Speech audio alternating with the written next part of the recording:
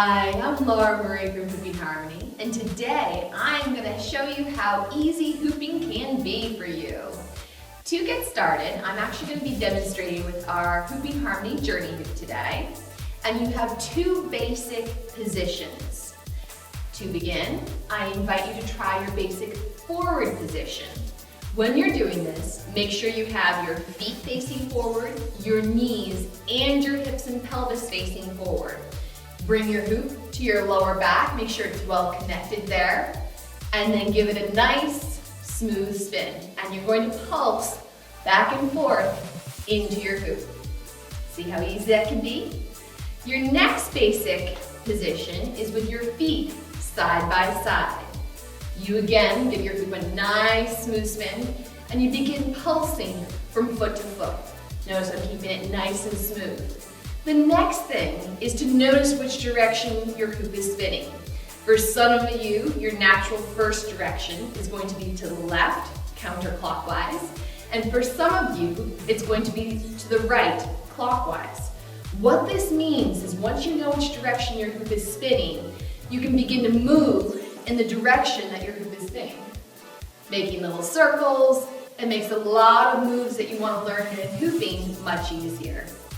From there, it's also very important that you work your first direction and your second direction. Even if it feels challenging, it will smooth out after a little bit. First direction, second direction. Now let's go to a little bit of troubleshooting.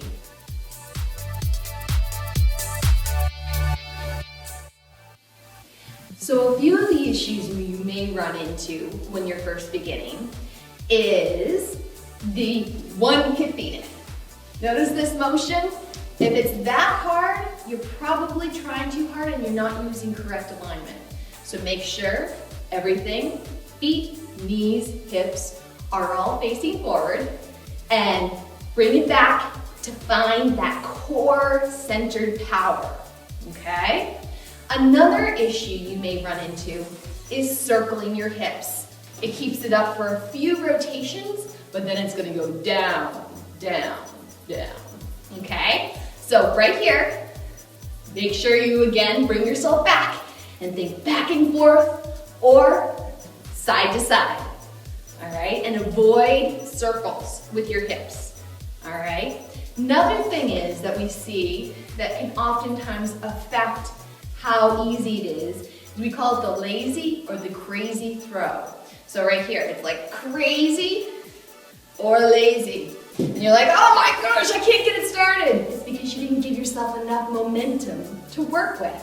So right here, take your hoop and practice. You don't even have to move. Give it a nice smooth throw. Look at how I'm using my hand. Give it a nice smooth toss. You can practice that without even moving your body a few times to help you get that rhythm and feel into your body. Then come back and find your core power. Okay, now what happens if it starts to go down and you're like, oh, it's going down? You can scooch into it and go a little bit faster. You can notice which direction, like we were talking about a little bit ago, your hoop is spinning and it's going down, going down. Turn into it and use a flick of your hip to push it back up. Or we do have bums for a reason. It's going down, going down, going down, and you can scooch it back up. This is where I invite you to get playful. Don't take yourself too seriously. And just always know that most of these issues can be solved by either using a bigger hoop and coming back to your core power, all right? From there, I have complete faith in you. Have fun, remember to breathe, drink lots of water, and I'll see you on the other side.